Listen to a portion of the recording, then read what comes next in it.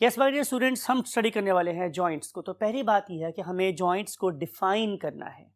तो definition of joint is कि place in skeleton a place in skeleton where two or more bones, जहाँ पे दो या दो से ज़्यादा हड्डियाँ क्या करती हैं, आपस में आके जुड़ती हैं। इसके लिए मैं वर्ड यूज़ कर सकता हूँ, आसान सा वर्ड, जॉइन। और अगर आपको मेडिकल टर्म सीखनी है तो हम उसे क्या बोलते हैं, articulate together. Articulate together is called as what, joint. ठीक है, जहां भी दो हड्डियां आपस में आके मिलेंगी, ये देखें, ये एक बोन है और ये दूसरी बोन है, तो इसका मतलब है कि इस पर्टिकुलर पॉइंट पे देयर इज अ जॉइंट। ठीक है, अब जॉइंट कि हम कितनी टाइप्स देखेंगे, तो आंसर इज, टाइप्स के लिहाज से जॉइंट्स की टाइप्स, डिफरेंट क्लासिफिकेशन। ठीक है, हम ऐसा करते हैं कि आप लोगों के लिए इस पार्ट ऑफ द बोर्ड पे एक क्या ड्रॉ करते हैं students, table, something like it, right. और इस पर्टिकुलर टेबल में हम देखेंगे कि हम किस किस बेस पे अपने जॉइंट को क्लासिफाई कर सकते हैं। तो सबसे जो पहला टाइप है उसे हम लोग नाम कह देते हैं students, on the basis of mobility. Mobility कि जॉइंट मूव कर सकता है या नहीं कर सकता। फिर हम देखिए कि नंबर 2 पे उसकी स्ट्रक्चर के एतबार से कि जॉइंट की शक्ल किस तरह की। फिर हम देखेंगे कि हमारा जॉइंट किस किस्म की मूवमेंट कर सकता है। तो इस लिहाज से टाइप ऑफ मूवमेंट हम यहां पे थर्ड स्टैंडर्ड बनाते हैं, टाइप ऑफ मूवमेंट। तो माय डियर स्टूडेंट्स, अगर मैं मोबिलिटी के रेफरेंस से बात करूं तो मेरे पास 3 किस्म के जॉइंट्स बनते हैं। आइए इनको नेक्स्ट बोर्ड पे स्टडी करते हैं। यस माय डियर स्टूडेंट्स, तो हम डिस्कस करने वाले हैं types of joints on the basis of mobility. किस बेस पे स्टडी कर रहे हैं हम लोग इसको, मोबिलिटी की बेस पे स्टडी कर रहे हैं। कोई जॉइंट कितना मूव कर सकता है, किस हद तक मूव कर सकता है, that is called as a mobility. तो मेरे पास मोबिलिटी की बेसिस पे 3 किस्म के जॉइंट्स हैं। Number 1 are called as immovable joint. इसका मतलब ये होगा कि दो बोन्स एक दूसरे के साथ साथ पड़ी हैं और कभी अपने रिलेटिव पोजीशन चेंज नहीं करती। अब देखें ना, ये वाली बोन इस बोन से अपनी रिलेटिव पोजीशन चेंज कर रही, लेकिन वहां पे दो बोन साथ साथ तो पड़ी हैं, लेकिन जब से पैदा हुए वो साथ ही पड़ी हुई है, वो अपनी आपको मूव नहीं कर सकती। Can you find example? Yes, perfect. Bones of the skull, ये बोन जब से यहां यहीं पड़ी हुई है, ये बोन जब से यहां यहीं है, और ये पैराइटल बोन जब से पड़ी है यहीं है, ऑक्सीपिटल जब से पड़ी है यहीं पर। तो these bones can not change the relative position with respect to one another, तो हम उसे नाम कर देते हैं इमूवेबल जॉइंट। और आपको पता है कि हमारे स्कल में जहां भी दो बोन्स आपस में आर्टिकुलेट करती हैं, वहां पे एक हेयर लाइन, मल्टी फैसेट क्या बन जाता है, जॉइंट बन जाता है। And that very multi facet joint is called as what, suture, right. तो हम एग्जाम्पल लिखेंगे, for example sutures of the skull. For example, sutures of the skull. अब आप क्या करेंगे, look at this very animation। आपको यहाँ पे ये स्लोली रोटेट करती हुई स्कल नजर आ रही है और आपको इसके अंदर बिल्कुल ये लाइन नजर आ रही है। लुक, हमने इसको लेबल भी किया हुआ है। These particular lines are called as sutures and they never change the relative position, therefore it is an excellent example of immovable joint. Now move to the next thing. वो जो next चीज है वो मेरे पास क्या है students, slightly movable joint. Slightly इसका मतलब ये है कि दिस जॉइंट विल मूव थोड़ा थोड़ा, स्लाइटली स्लाइटली मीन्स थोड़ा थोड़ा मूव करेगी, तो हम लिखेंगे कि ये एक स्लाइटली मूवेबल जॉइंट है।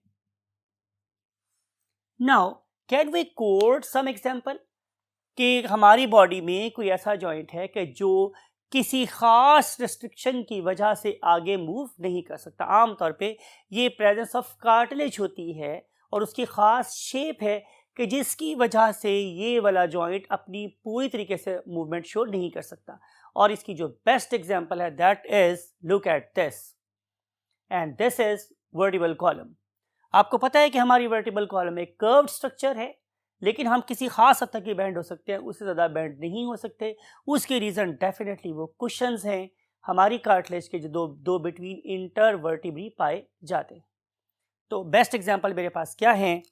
Yes, vertebral column. एग्जांपल लिख रहे हैं आप लोगों के लिए, vertebral column, joints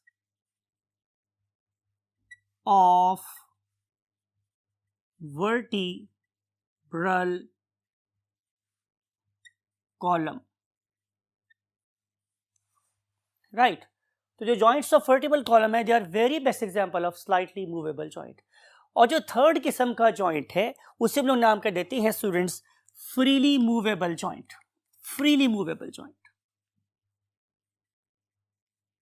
freely movable joint. इसका मतलब ये है कि ये वाला जॉइंट किसी भी डायरेक्शन में मूव कर सकता है, इसलिए हम इसे क्या बोलते हैं? Freely movable joint, as compared to the restricted movement of vertebral column. ठीक है, ये हर तरफ ऑलमोस्ट एक डायरेक्शन में मूव कर सकते हैं। और इसकी बहुत से एग्जाम्पल है। फॉर एग्जाम्पल नंबर 1 पे है आप लोगों का हिप जॉइंट। हिप जॉइंट, आप अपनी लेग को डिफरेंट डायरेक्शंस में मूव कर सकते हैं। Then your shoulder joint, you can carry out number of movements and types in shoulder. For example कि आप क्या कर सकते हैं? आप एडक्शन शो कर सकते हैं, आप एडक्शन शो कर सकते हैं। ठीक है, then you can carry out rotation, आप रोटेशन शो कर सकते हैं, आप पिवटिंग मूवमेंट शो कर सकते हैं। तो वैरायटी ऑफ मूवमेंट आप लोगों को इस पर्टिकुलर जॉइंट में नजर आती है, that is called as a freely movable joint. इसके और बहुत एग्जाम्पल हैं, जैसे कि आप लोगों के पास प्रेजेंट है रिस्ट, आप लोगों की wrist, then your ankle, then your knee, ये सारे के सारे, then your for example elbow, ये सारे के सारे फ्रीली मूवेबल जॉइंट में शुमार होते हैं। तो ये है पहली classification that is based on the mobility. अब हम बात करेंगे on the basis of structure. तो we want to study the joints, we want to study the joints on the basis of structure.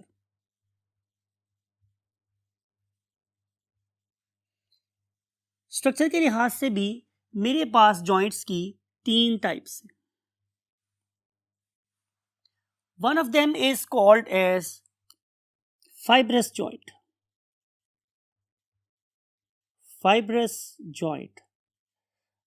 Number 2 type is called as cartilage joint. Cartilage joint.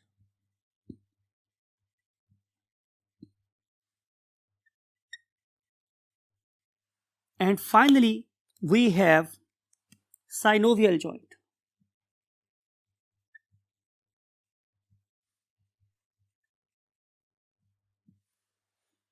Right? आइए हम ऐसा करते हैं कि इनको 1 by 1 animation से समझते हैं। पहला टाइप का जॉइंट फाइब्रस जॉइंट। इस वाले केस में क्या होगा माय डियर स्टूडेंट्स कि यहाँ पे सर्टन फाइबर्स होंगे जो 2 डिफरेंट किस्म की बोन्स को आपस में जोड़ते होंगे, देयरफॉर हम जाहिर है इसे फाइब्रस जॉइंट बोलते हैं। अभी हमने डिस्कस किया सुचर्स ऑफ द जॉइंट। सवाल ये है कि अगर मेरी स्कल की 2 बोन्स आपस में हमेशा स्टैटिक रहती हैं तो जाहिर है उसको कोई जोड़ने वाली चीज भी होगी। तो answer is very right, the fibrous tissues. वो वाले फाइब्रस टिश्यूज इन 2 बोन्स को सो स्ट्रांगली सीमेंट टुगेदर कि अपनी रिलेटिव पोजीशन बाद में कभी चेंज नहीं करते। इसका मतलब ये होगा कि जो सुचर ऑफ द स्कल है वो मोबिलिटी के लिहाज से इमूवेबल जॉइंट है और स्ट्रक्चर के लिहाज से वो फाइब्रस जॉइंट है। तो हम लिख रहे हैं यहाँ पे पहली एग्जाम्पल। तो पहली एग्जाम्पल मेरे पास क्या है my dear students? Yes, sutures of skull. Sutures of skull, ये इसकी मेरे पास पहली example. Look at your teeth, क्या आप लोगों के जो दांत हैं वो हिलते रहते हैं? तो आंसर इज नो। आपके दांत भी आप लोगों की बोन के अंदर, आप लोगों के जॉस के अंदर बहुत स्ट्रांगली एंकर्ड है, और उस पर्टिकुलर एंकरेज की वजह भी वही फाइब्रस टिश्यू है that is basically providing cementing material. तो यहाँ पे आपके दांत और जॉस का जो जंक्शन है, जोड़ है, it is a kind of fibrous joint. तो लिखेंगे teeth and bone of skull. तो यहां पे जो जंक्शन बन रहा है, it is also a kind of fibrous joint. फिर हम मूव करते हैं कार्टिलेज जॉइंट की। इस वाले केस में, कार्टिलेज वाले केस में, either there is no movement और there is very restricted movement. यानी कि अगर आप अपने कान को देखें या अपने नोज को देखें, तो यहाँ जो कार्टिलेज है वो मेरी हड्डी के साथ जुड़ी हुई है। जो मेरा कान है वो मेरी स्कल के साथ जुड़ा हुआ है, लेकिन इस वाले केस में मूवमेंट नहीं हो रही। तो इस वाले केस में पहली बात क्या होगी? There is no movement, there is no movement, नजर नहीं आ रही मुझे मूवमेंट। और यह जो मूवमेंट है it is very very restricted, बहुत ही कम मूवमेंट है। और इसकी जो मेरे पास बेस्ट एग्जांपल है वो है joints between the sternum and rib. You know, अगर आप इस पर्टिकुलर इमेज को देख रहे हैं तो आपको नजर आएगा कि आप लोगों की स्टर्नम के साइड का जो एरिया है it is basically cartilaginous area, ठीक है, और आगे शुरू हो जाती है आप लोगों की क्या? रिब। तो इसके दरमियान जो जॉइंट है it is due to definitely cartilage. फिर हम आपसे और आगे चलते हैं तो हमें ये पता चलेगा कि मैंने आपको अभी एक बोन का नाम बताया था, उसका नाम था इननॉमिनेट बोन्स, यानी कि एक ऐसी बोन जिसका कोई नाम नहीं है, और वही उसका नाम भी था।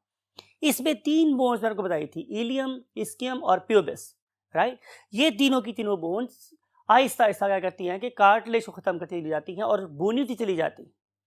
लेकिन इनके दरमियान भी जो चीज़ इनको आपस में जोड़ने वाली है बहाल, वो क्या है? कार्टिलेज। और इसकी वजह से ये तीनों बोन्स हमेशा एक दूसरे के साथ अटैच रहती हैं और कभी भी सेपरेट नहीं होती। लेकिन इससे जो अहम बात है वो ये है कि ये वाली इननॉमिनेट बोन, चाहे वो राइट साइड की है या वो लेफ्ट साइड की है, it is going to make a cartilage joint with coaxial bone. अब आपसे मैं पूछूं कि what is basically coaxial bone, तो आप नाम बताएंगे कि सर ये सैक्रल वर्टिब्री हैं जो आपस में फ्यूज हो के मेरे हिप जॉइंट बनाने में हेल्प कर रहे हैं विद द 2 इननॉमिनेट बोन्स। यानी कि अगर मैं दोबारा समराइज करूं तो सेंटर में कोएक्सियल बोन है और राइट और लेफ्ट दो साइड्स के ऊपर क्या प्रेजेंट है? Innominate bone. तो इसके दरमियान में जो जंक्शन है इट इज ऑलमोस्ट इमूवेबल और very slightly movable, and that is a cartilage joint. और अब हम चलते हैं लास्ट जॉइंट की तरफ, that is called as synovial joint. It is the most complex joint, that is called as the synovial joint. It allows a free movement. इसका मतलब ये होगा कि जो मेरे फ्री जॉइंट्स हैं या फ्रीली मूवेबल जॉइंट्स हैं वो साइनोवियल जॉइंट भी हैं। शायद कोई ऐसा जॉइंट होगा जो फ्रीली मूवेबल है और साइनोवियल ना हो, बिकॉज कि synovial is name of a secretory membrane that has ability to secrete a fluid that is called as secretory fluid, ठीक है, और it is acting as a lubricant. मेरा छोटे से छोटा मूवेबल जॉइंट भी साइनोवियल है, यहाँ भी साइनोवियल फ्लूइड है, यहाँ भी साइनोवियल फ्लूइड है, यहाँ भी है, यहाँ पर भी है, यहाँ पर भी है, यहाँ पर भी है, राइट। तो जहाँ कहीं भी मूवमेंट हो रही है, जहाँ कहीं भी मूवमेंट हो रही है उसके पीछे बेसिकली एक लुब्रिकेंट है that is being released by a membrane that is called as synovial membrane. और इसी साइनोवियल मेम्ब्रेन की वजह से हम इसे साइनोवियल जॉइंट भी कहते हैं। फिर इसके अंदर एक स्पेशल किस्म का लिगामेंट भी होता है that holds the things together, और इसके बाहर एक स्पेशल कार्टिलेज का बना हुआ कैप्सूल होता है that is called as synovial capsule. It is very flexible, it is very soft, but it is very much insulating. इसका पर्पज ये है कि जो फ्लूइड इसके अंदर है वो इसके अंदर ही रहे, इससे बाहर रिलीज ना हो जाए। It is the job of synovial capsule. और जो आखिरी मोस्ट इंपॉर्टेंट बात है वो ये है कि जब तक ये वाला फ्लूइड बनता रहता है हमारे दो कार्टिलेज के दरमियान में एक बहुत ही डेलिकेट सा हाइड्रोस्टैटिक प्रेशर डेवलप रहता है जो इन दो बोन्स को एक माइक्रोस्कोपिक गैप के ऊपर दूसरे के ऊपर गिल्ला स्लाइड करवाता रहता है। लेकिन जब ये वाला फ्लूइड क्या होता है, कम होना शुरू हो जाता है, तो फिर ये जॉइंट्स ड्राई हो जाते हैं और फिर जाहिर है मूव करते हुए पेन होती है और हम इसे किसी हद तक आर्थराइटिस कह सकते हैं। लेकिन जाहिर है आर्थराइटिस लास्ट स्टेज होगी जब इन्फ्लेमेशन भी स्टार्ट हो जाएगी। सो ये है हमारे इस सर्वाइकल जॉइंट के बारे में कुछ इंफॉर्मेशन। तो इसको देखते हैं, आए लुक एट दिस कि ये मेरे पास पहली लॉन्ग बोन है और ये मेरे पास दूसरी लॉन्ग बोन है। इन दो बोन्स के एंड पे you can see the cap of cartilage, ऊपर वाली बोन के ऊपर भी कार्टिलेज है और नीचे वाली बोन के अंदर भी कार्टिलेज है, और इसके दरमियान में एक माइक्रोस्कोपिक गैप है that is basically filled up with this very transparent fluid. अगर आपने कभी पाए बनाए हो या कसाई को पाए बनाते हुए आपने देखा हो तो देखा होगा कि जब भी मैं जॉइंट को कट करता हूँ उसके अंदर से एक ट्रांसपेरेंट सा फ्लूइड निकलता है, दैट इज synovial फ्लूइड। ठीक है, और इसके बाहर लाइंड है ये वाली membrane that is called as synovial membrane, और उसके बाहर synovial लिगामेंट, और इस सब के बाहर synovial capsule that is made up of cartilage. तो वही बात है कि फबिअय्यि आलाइ रब्बिकुमा तुकज़्ज़िबान, या जैसे मकसद शेर बोलता हूँ कि हर चीज़ से है तेरी कारीगरी टपकती। तो अल्लाह ताला की जो आर्किटेक्चर है वो हमारी अंग अंग में हमें नज़र आती है, राइट। और उसी को फॉलो करके फिर हमने बड़ी बड़ी मशीन्स बनाई और हमें ये पता चला कि अगर हमने दो मेटल को दूसरे के ऊपर रगड़ना है, स्लिप करवाना है, तो we have to have lubricant like synovial fluid. हम चलते हैं आज के आखिरी टॉपिक की तरफ, आखिरी पॉइंट की तरफ, that is the structure of the joints और the type of the joint on the basis of their movement. तो आइए हम लास्ट बोर्ड पे चलते हैं। यस माय डियर स्टूडेंट्स, हम डिस्कस करेंगे जॉइंट को on the basis of nature of movement. Nature of movement, तो मूवमेंट के लिहाज से आपको जॉइंट स्टडी करनी है तो आपको याद है मेरी एक बात जो मैं बहुत दफ़ा आप लोगों से कर चुका हूं कि एनाटॉमी कोरिलेट्स विथ फिजियोलॉजी, या structure is related to the function और function is related to the structure. दोनों चीज़ें अगर मुतसादिम हैं तो कभी भी एक दूसरे के फंक्शन को, एक दूसरे के काम को सपोर्ट नहीं कर सकती। तो इसी लिहाज से हम नेचर ऑफ मूवमेंट के लिहाज से जॉइंट्स को पढ़ेंगे। तो पहली टाइप का जो जॉइंट है उसे हम नाम देते हैं ball and socket joint. Ball and socket joint, right. अब ये जो मेरे पास बॉल एंड सॉकेट जॉइंट है इसकी रीजन क्या है, क्यों हम इसे बोल रहे हैं? Look at this, look at its first of all anatomy. इसमें एक बॉल है that is basically offered by the movable bone. For example, look at this that is called as a humerus and look at this that is called as femur. ये दोनों की दोनों bones के top पे क्या present है? Ball. Look, allow me to draw this thing, something like it.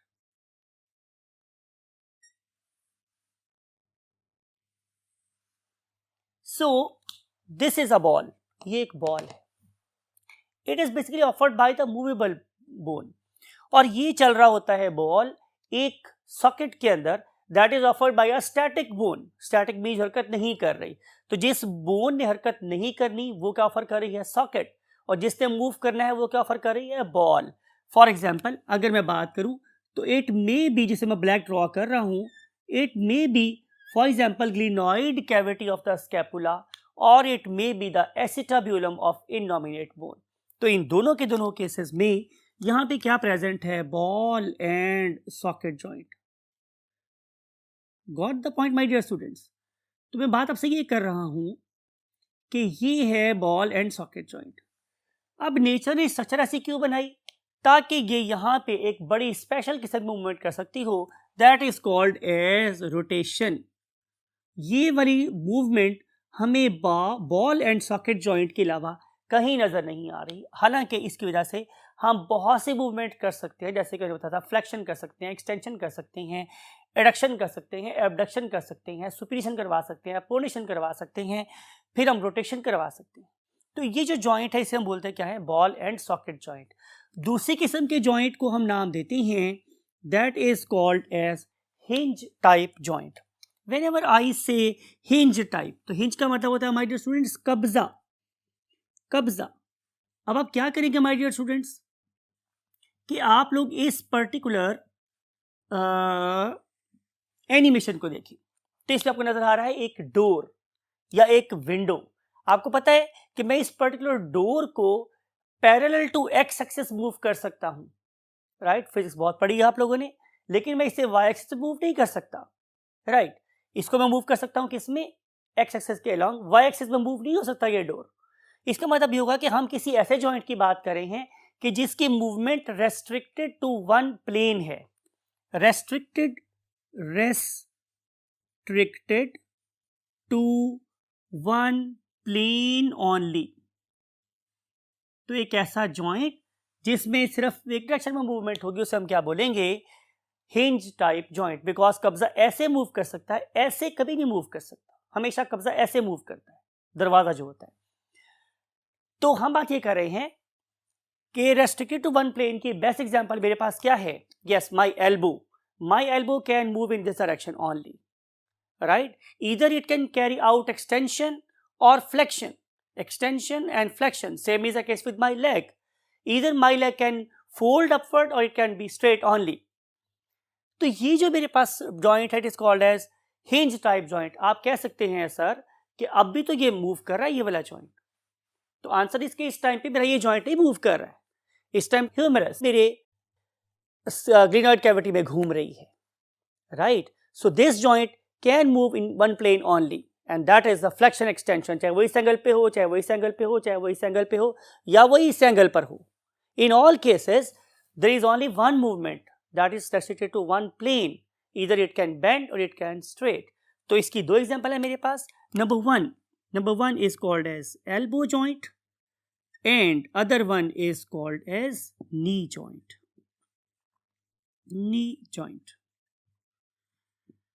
Last but not the least, third type के joint को हम नाम देते हैं gliding joint.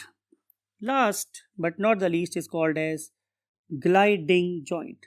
Whenever we say the term glide, इसका मतलब है to slip over each other। जब दो बोन्स, जब दो नहीं मल्टीपल छोटी छोटी बोन्स एक दूसरे के ऊपर स्लाइड करती हैं तो हम उसे बोलते हैं कि ये ग्लाइडिंग जॉइंट है, समथिंग लाइक योर रिस्ट। तो ये जो मूवमेंट है इस वाले केस में जो बोन्स एक दूसरे के ऊपर स्लिप हो रही, राइट। इसके अंदर और भी किस्म के जॉइंट्स होते हैं इस पर्टिकुलर जॉइंट में, से कॉन्डलॉइड जॉइंट भी यहाँ पे पाया जाता है, सैडल्ड जॉइंट भी यहाँ पे पाया जाता है, राइट। तो ये जो मेरे पास मूवमेंट है it is due to slipping of the bones over each other, right. So this particular joint is called as gliding joint. It can occur at two places in your body. Number one is called as your wrist or wrist joint and other one is called as your ankle joint। आपका जो टखना है, घुटना नहीं बोला है मैंने, टखना बोला है, ankle that is lying at the junction of the tibia fibula and the tarsal bones। So ankle joint is the second example of what gliding joints। तो ये है सारी बातें रिगार्डिंग द जॉइंट्स। हमने जॉइंट्स को तीन बेसिस के ऊपर स्टडी किया, कहाँ लोकेट करते हैं, कहाँ किस किस मूवमेंट शो करते हैं। फॉर एग्जांपल अगर मैं इस जॉइंट की आपसे बात करूं तो ये तीन किस्म, इसके तीन तरह के नेम हो सकते हैं। शक्ल के लिहाज से बात करूं तो बॉल एंड सॉकेट है, ठीक है। प्रेजेंस ऑफ साइनोवियल फ्लूइड की रेफरेंस से बात करूं साइनोवियल है, और मूवमेंट की बात करूं तो क्या है, फ्रीली मूवेबल है। अगर मैं स्कल की बात करूं तो ये इमूवेबल भी है और ये फाइब्रस जॉइंट भी है। सो इसी के साथ हम एक जॉइंट के डिफरेंट किस्म के एट्रीब्यूट्स को स्टडी कर सकते हैं। So that's it for this particular topic and lecture. हमेशा की तरह इस दुआ के साथ कि आप इसमें से बहुत फ़ायदेमंद बातें हासिल कर सकते हो और जो एक बड़ी इफेक्टिव फाउंडेशन ले करें for the medical college. I want to say you अल्लाह हाफ़िज़।